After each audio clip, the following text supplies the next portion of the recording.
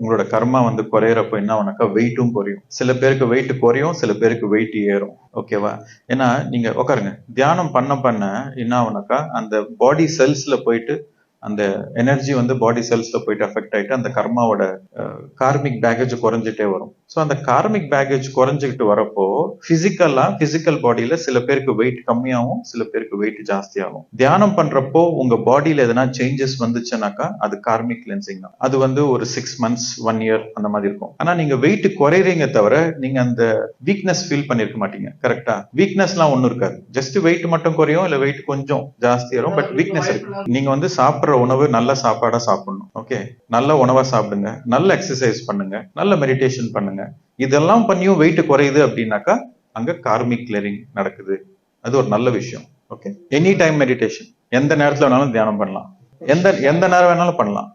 நிறைய பேருக்கு வந்து மார்னிங் பண்ணா நல்லா இருக்கும்னு தோணும். உங்களோட சாய்ஸ் தான். உங்களுக்கு எங்க டைம் கிடைக்குதோ அங்க நீங்க பண்ணுங்க. நீங்க தியானம் பண்றீங்க, தியானம் பண்றப்போ ஏகப்பட்ட எனர்ஜி மூவ்மெண்ட்ஸ் இருக்கும், ஏகப்பட்ட ஹீலிங் இருக்கும். அதெல்லாம் ஏன் வந்துச்சு, எதுக்கு வந்துச்சுன்ட்டு அனலைஸ் பண்ணக்கூடாது. நம்பர் 1, வாழ்க்கையில 3 விஷயங்க நம்ம ஆராய்ச்சி பண்ணக்கூடாது. அனலைசிஸ் அப்படின்வாங்க. 3 விஷயங்கள். 1, கனவு.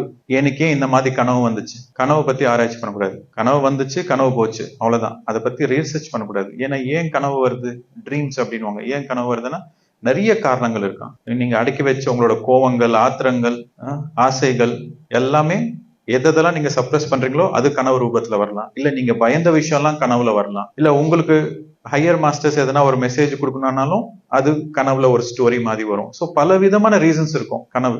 அது என்னத்துக்கு அந்த கனவு வந்துச்சுன்னு நம்மளால டீகோட் பண்ண முடியாது. அது கனவு வந்துச்சா, ராத்திரி முடிஞ்சு போச்சு, அவ்வளவுதான். பகல் இருந்துச்சுட்டாக்கா ராத்திரி பத்தி நம்ம சிந்திக்க கூடாது, விட்டுறணும். அதே மாதிரி வாழ்க்கையில நடந்த சம்பவங்கள், எனக்கே இந்த மாதிரி ஆச்சு, எனக்கே ஏன் இந்த மாதிரி ஆச்சு, அனாலிசிஸ் பண்ணக்கூடாது. எது நடந்தாலும் நல்லதுக்கு அப்படின்ட்டு முன்னாடி போயிட்டே இருக்கணும். அப்பதான் சந்தோஷமா வாழ முடியும். எனக்கே அப்படி ஆச்சு, அவன் ஏன் இந்த மாதிரி பண்ணான், எனக்கே இந்த கஷ்டம் வந்துச்சு.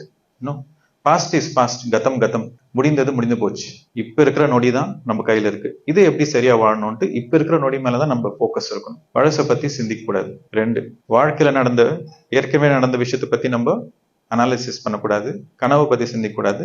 மெடிடேஷனல் எக்ஸ்பீரியன்ஸ், மெடிடேஷன்ல எனக்கே அந்த எக்ஸ்பீரியன்ஸ் வந்துச்சு, எனக்கே இந்த எக்ஸ்பீரியன்ஸ் வந்துச்சு, எனக்கு ப்ளூ கலர் தெரிஞ்சிச்சுன்னா என்ன அர்த்தம், நான் இந்த குருஜியை பார்த்தேன், அந்த குருஜியை பார்த்தா என்ன அர்த்தம், எனக்கு மண்டையில ஓட்டம் இந்த மாதிரி இருக்கு, அதுக்கு என்ன அர்த்தம், ஆராய்ச்சி பண்ணக்கூடாது. அது ஒரு அனுபவம், அவ்வளவுதான். தியானத்துல அது ஒரு அனுபவம், அது வந்துச்சு, அந்த அனுபவம் போச்சு, அதோட முன்னாடி போயிட்டே இருக்கணும்.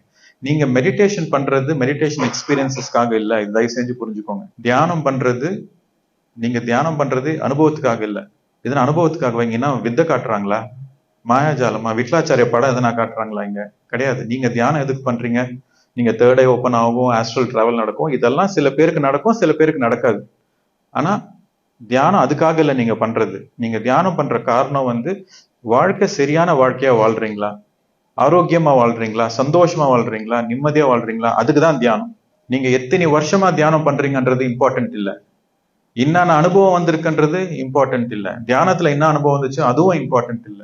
நேர்மையா வாழ்றீங்களா, உண்மையா வாழ்றீங்களா, அதுதான் இம்பார்ட்டன்ட்.